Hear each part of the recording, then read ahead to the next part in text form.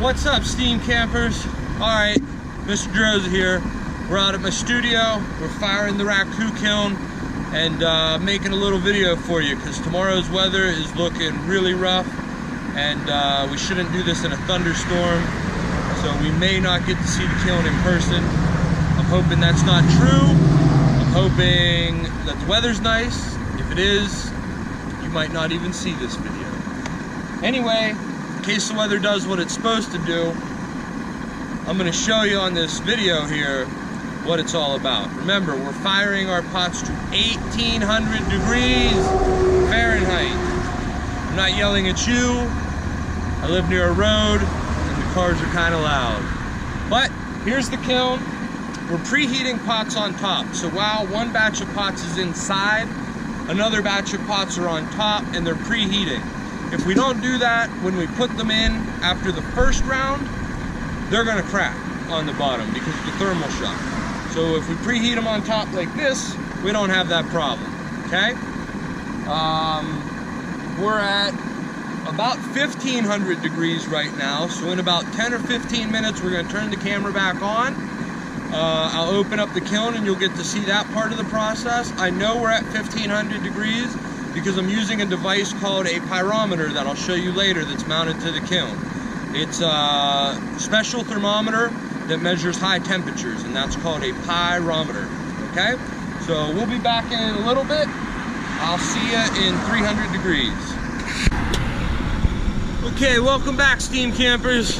Mr. DeRosa here again. We're with the Raku kiln. We are just about at 1800 degrees. But while we wait a few more minutes, I wanted to show you a little bit of the parts of the kiln and explain kind of how it works, all right? We talked earlier about the pyrometer, okay? This is the pyrometer, okay?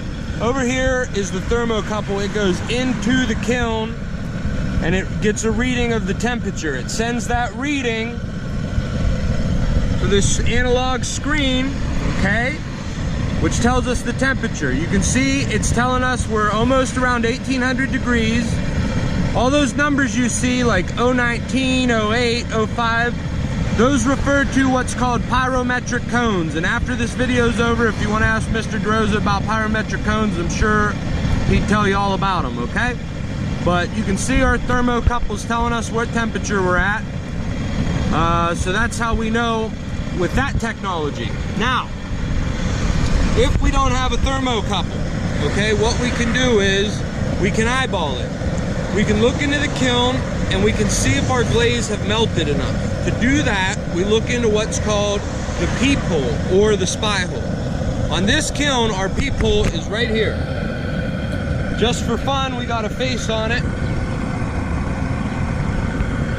Okay, we're gonna try not to melt our camera, because when I open this, fire is gonna come out of the kiln, okay, because of back pressure. We'll talk about that in a minute.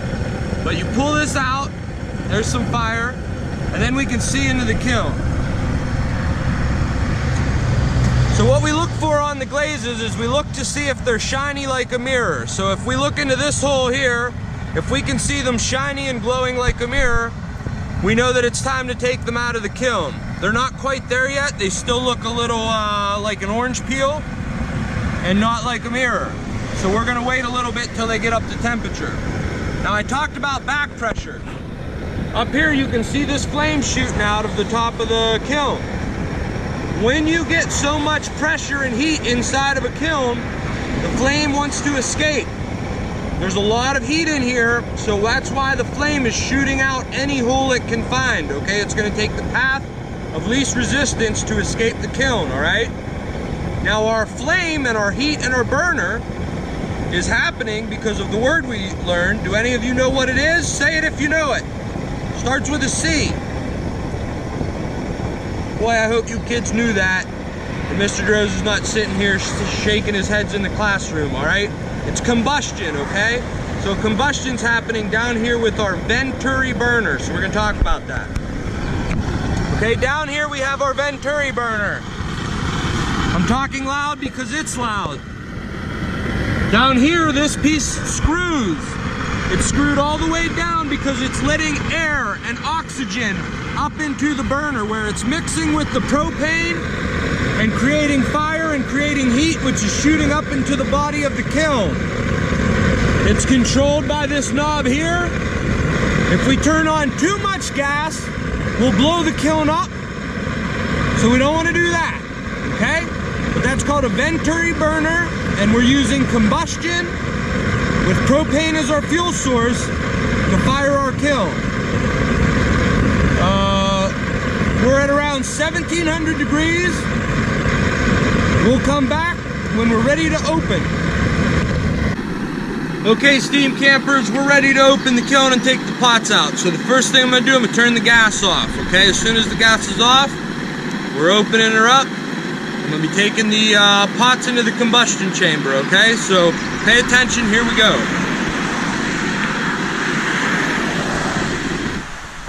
Okay, our flame is off. We have a counterweight on this kiln so that it makes it a little easier to open the lid. Okay, the kiln is very hot, so I'm keeping my head away. And I have my long sleeves on and safety gloves, okay?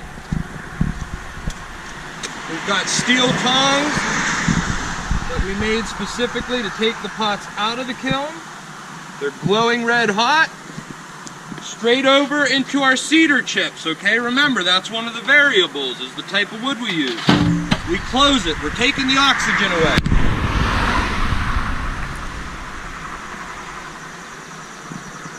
Okay? We're going to put 3 pots in this one. As soon as the pots touch the wood, combustion happens and they ignite.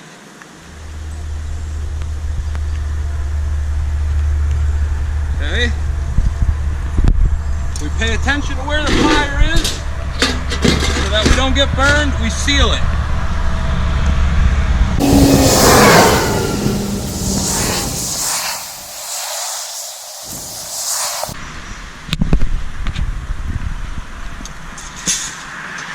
Okay, there we go. Now, in a moment here, I'm going to do what's called burping the kiln, or the burping the chamber here. You do not want to breathe this smoke, it's toxic, okay? Now, we had 8 pots. I needed to know that I was putting 4 in here, 3 in here, and 1 in here. I needed to have all of my tools ready. I needed to have my workspace clear so that I could walk without tripping. Remember the 7 P's to success. Proper planning prevents pitifully poor performance, okay? So we were well prepared, we knew what we were doing. Now, to make the colors even more interesting, we're gonna reintroduce oxygen into the kiln. When that happens, remember, oxygen mixing in the kiln, the chemical reactions, combustion, you're gonna get to see combustion happen here, and hopefully I don't blow myself up. This is what combustion looks like.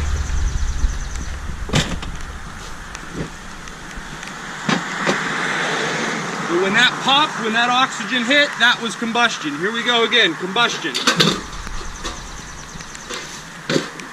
Last one, combustion.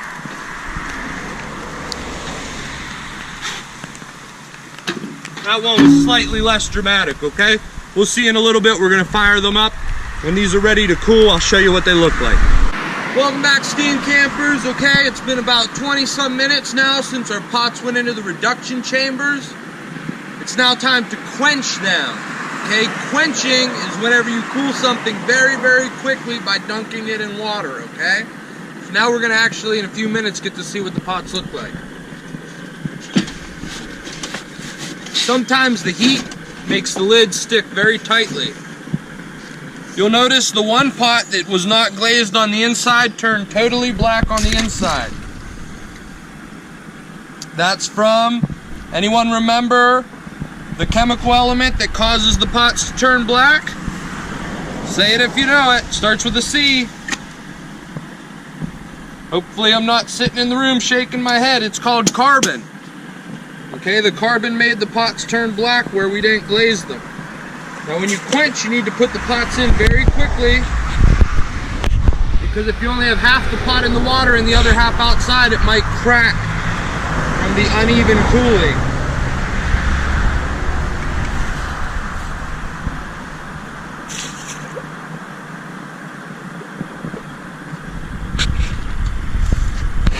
Okay, we'll cover the chamber up just to make sure it doesn't light back on fire and to keep the smoke out of our eyes, and we'll go to the next one.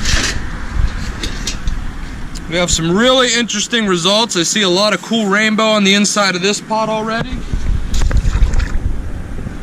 We'll have to check our notes to know what they did. We have another unglazed pot on the inside, turned a really nice rich black.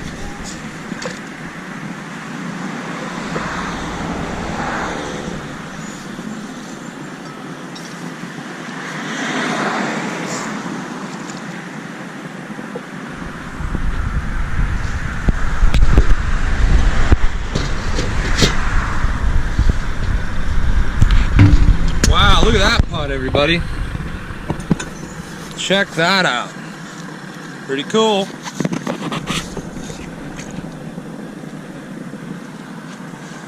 So once the pots have gone into the water, they're cool enough that we can touch them without gloves.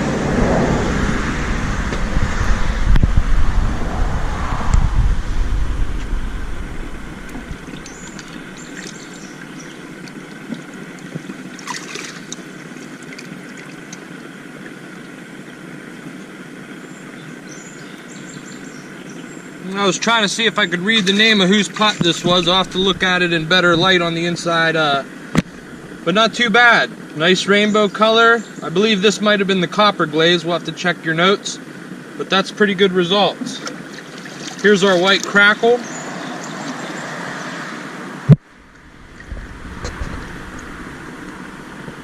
Pretty nice.